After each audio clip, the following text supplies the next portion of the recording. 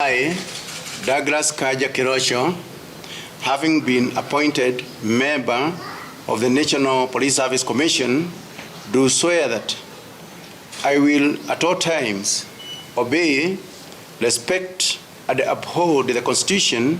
What we are doing now is to ensure that we have a system that links us with all the critical agents we work with. Tomorrow, we are launching the e-filing in Mombasa, and it is already interlinked with the ODPP.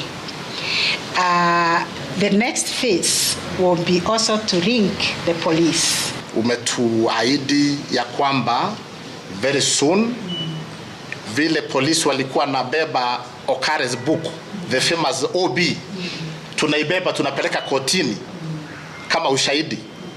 Umetuahidi in the very near future we shall be linked such that electronically that evidence can be presented before court.